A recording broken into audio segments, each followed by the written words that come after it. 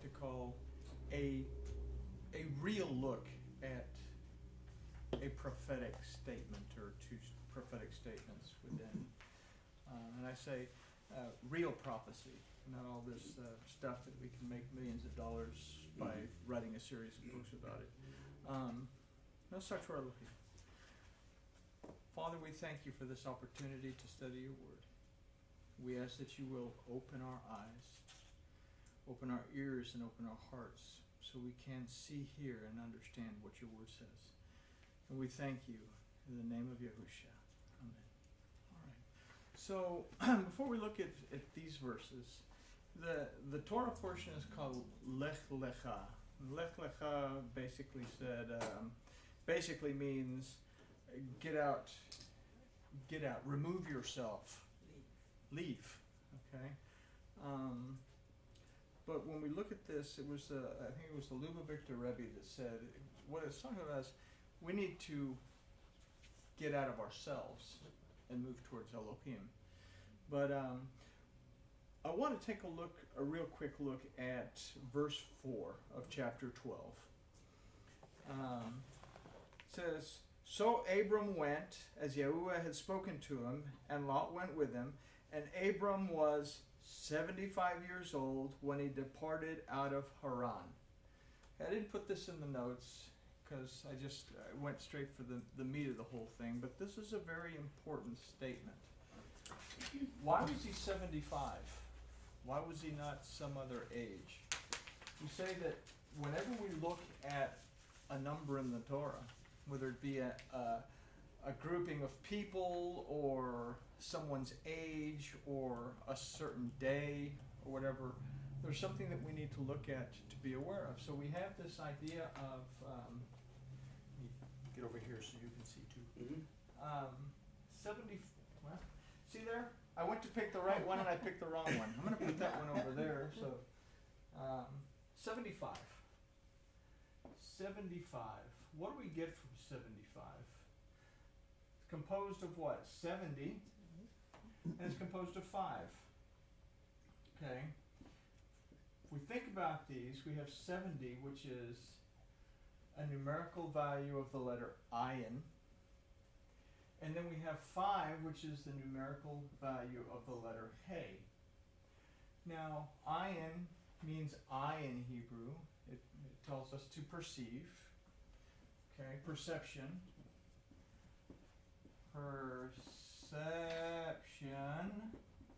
And then we have 5. The first time we see hey as a root of a word in the Torah is in the word chene.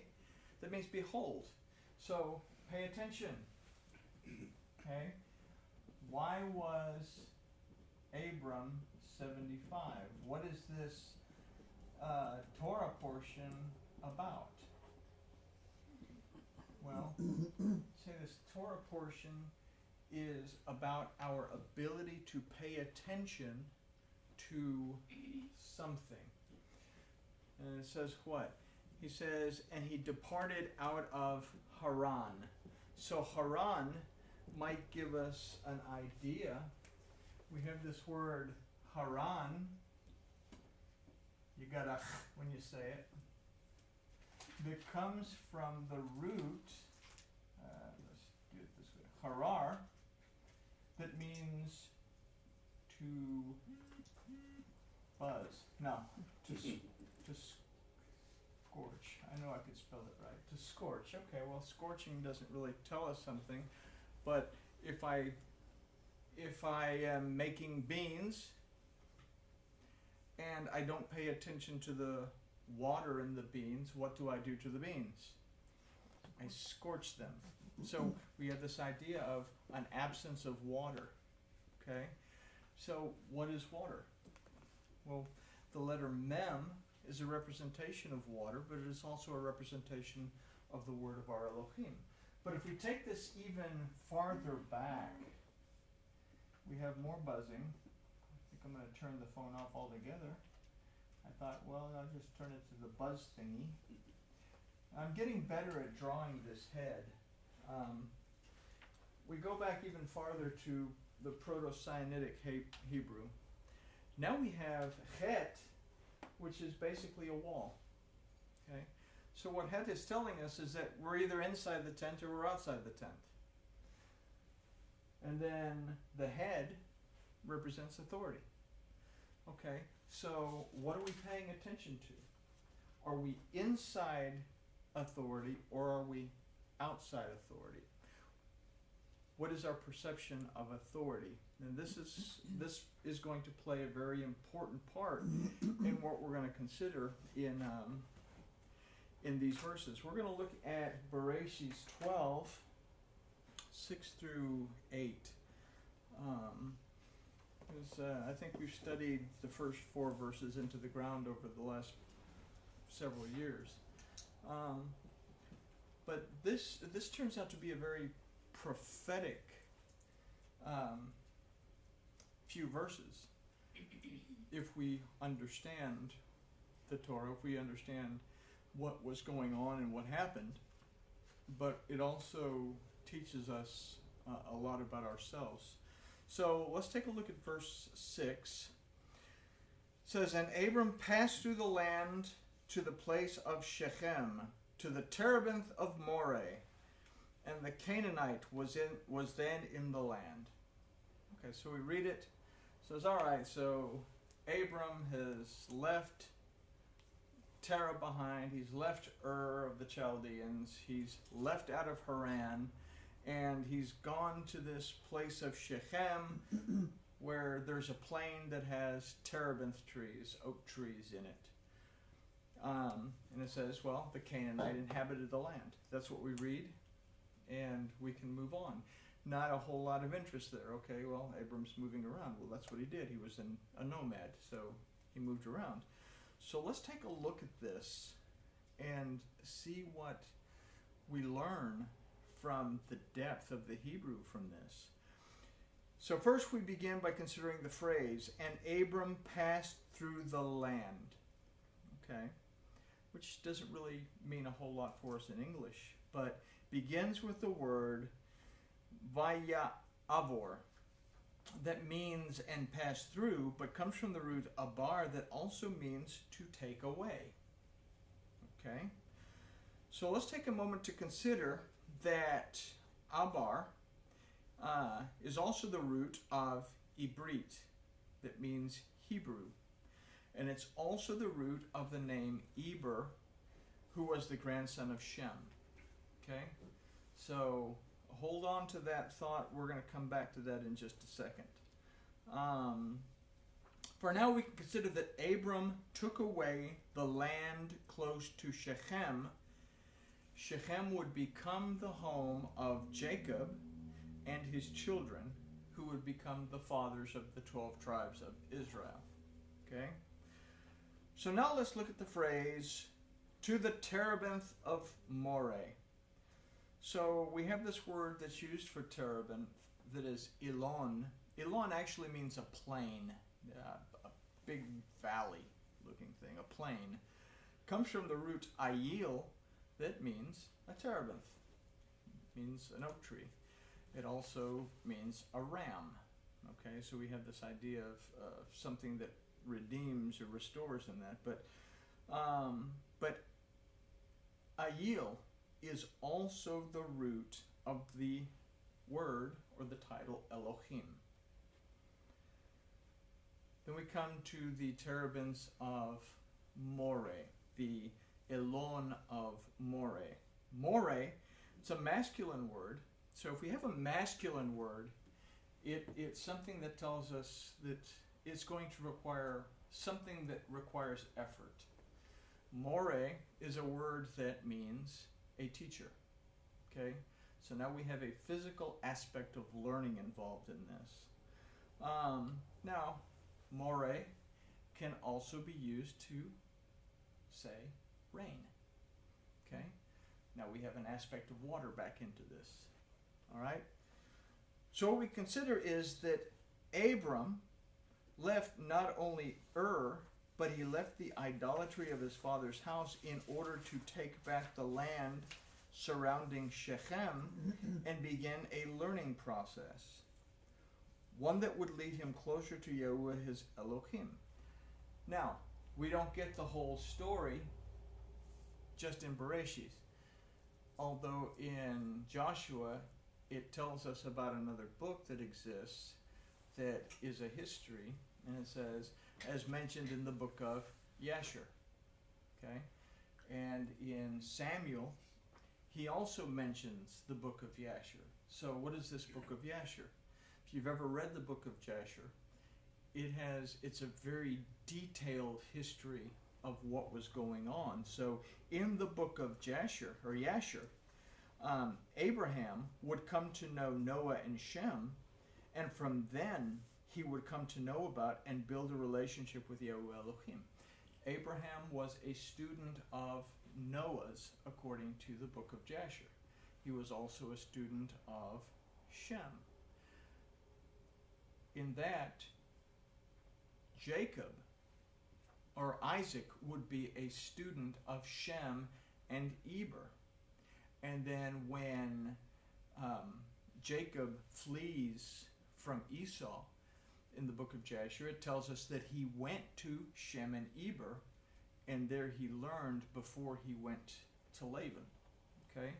So the very important idea here, very important concept, that Abram left his land in order to take back Shechem, and in the process of doing so, learn about Yahuwah Elohim.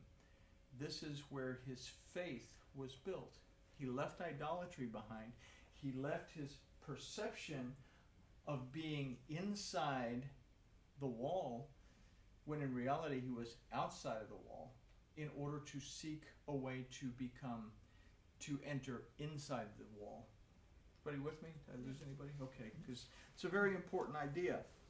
Okay, so Noah and Shem, he would learn about and build a relationship with Yahuwah Elohim.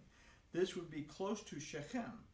So before we consider the impact of taking away the land, let's consider the phrase, and the Canaanite was then in the land. Okay, so we read it, oh, well, he's going to this place that's inhabited by these people called the Canaanites. But again, we learn from the books of Yasher and also from the book of Jubilees. It's another book that we don't read because it wasn't canonized, because basically Jubilees wasn't canonized because we were told, or the rabbi said, no, we have enough information in Genesis, we don't need the book of Jubilees to explain anything.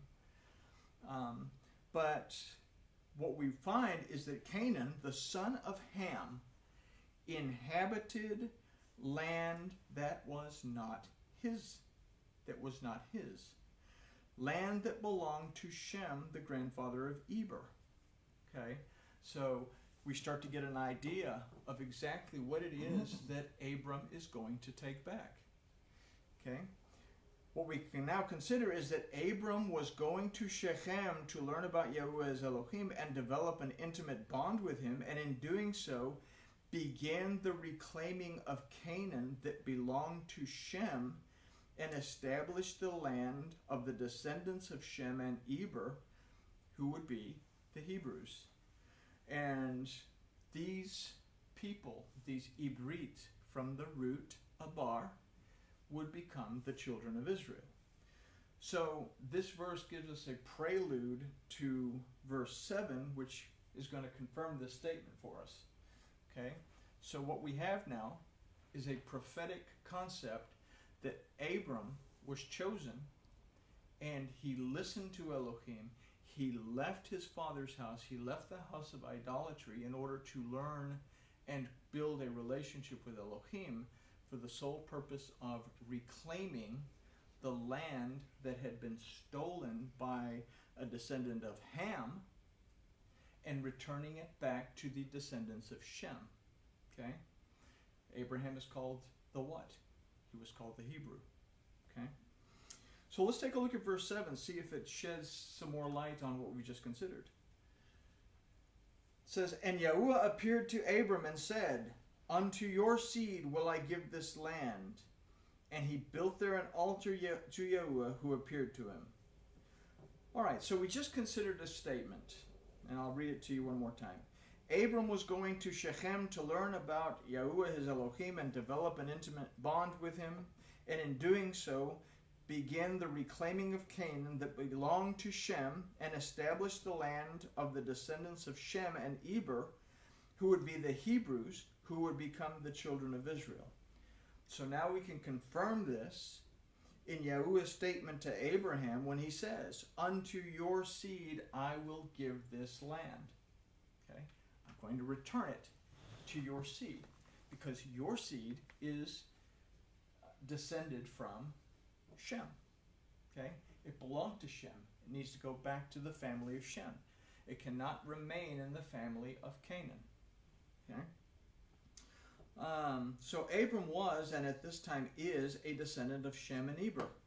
So it is through Abram that what would be the land of Israel would be reclaimed. So when we consider that Abram built there an altar to Yahuwah, who appeared to him, this is not so much an act of worship.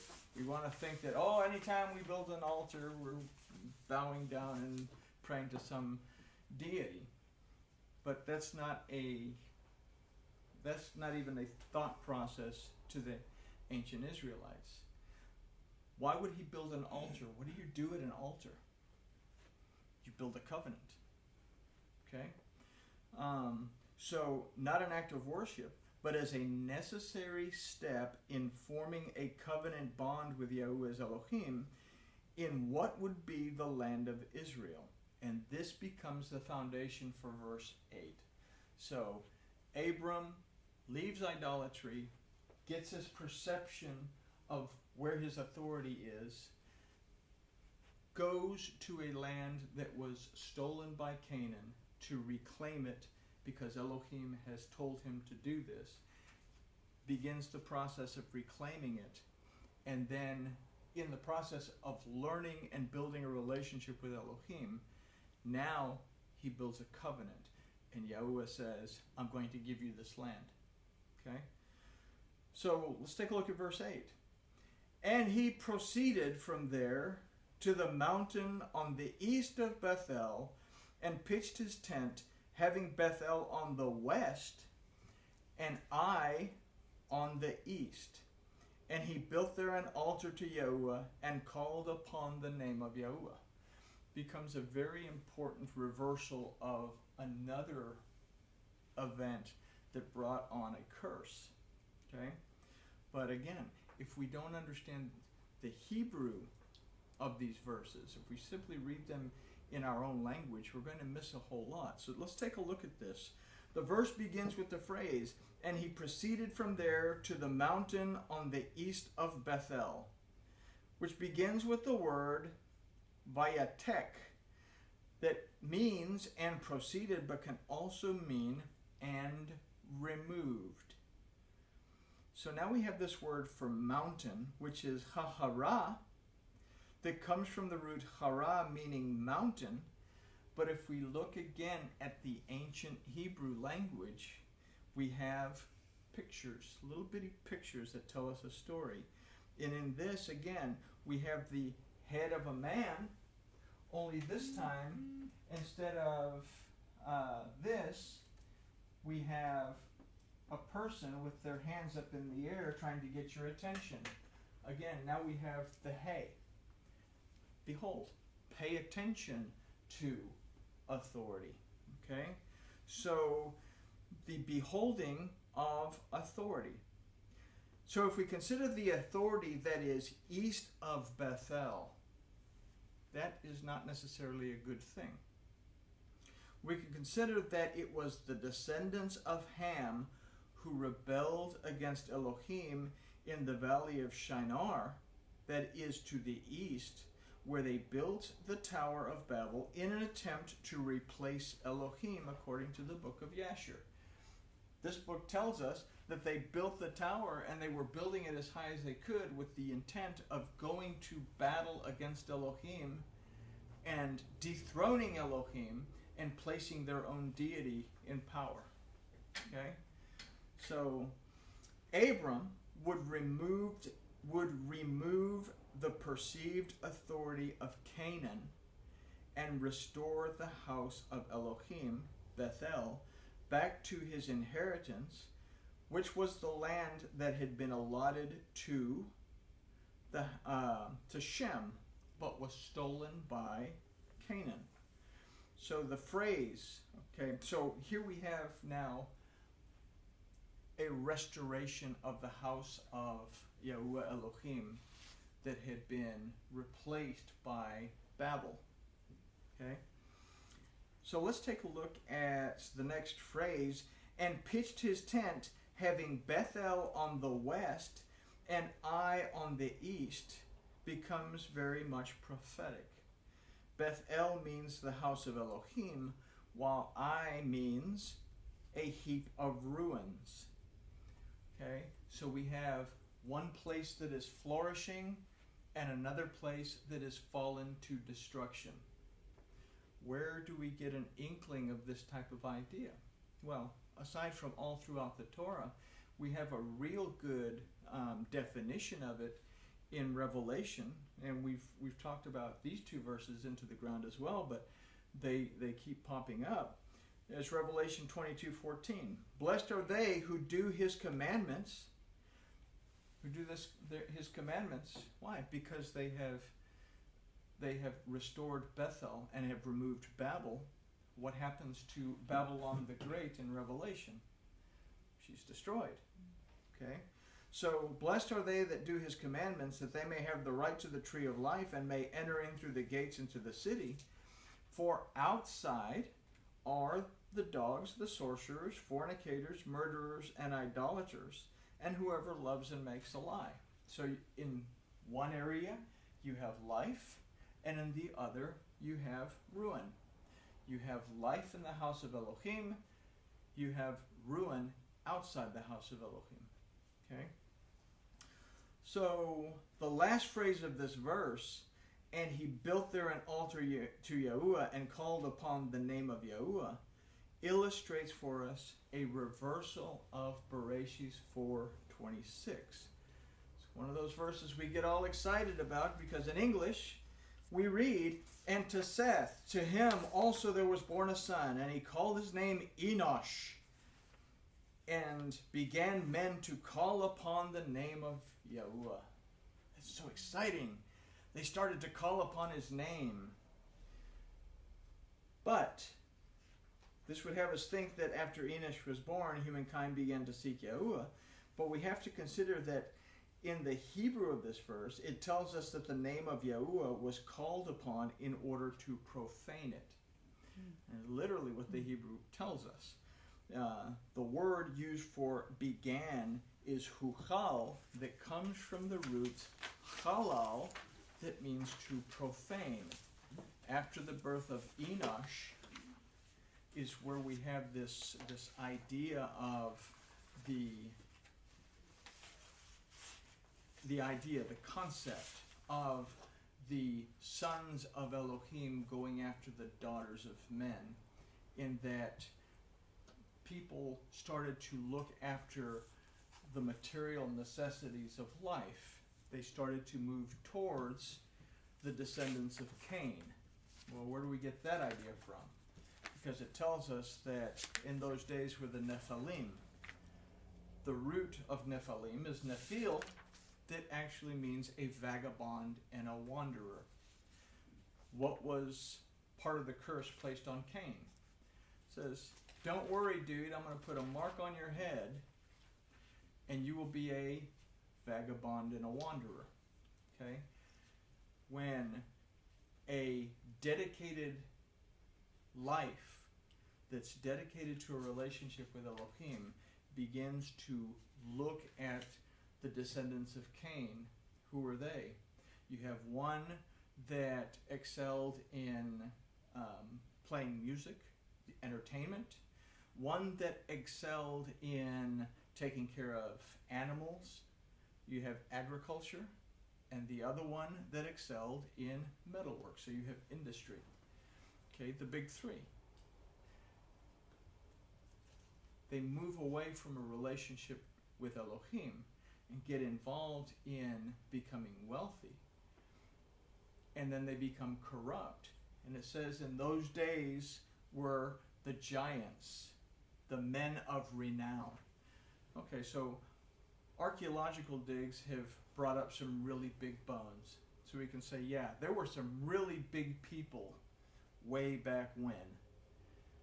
But we also have to consider that giants, if we look at the J.P. Morgans, or the Carnegies, or the Gates, the Dells, the Buffetts, let's go even higher, the Rothschilds, the Rockefellers, okay?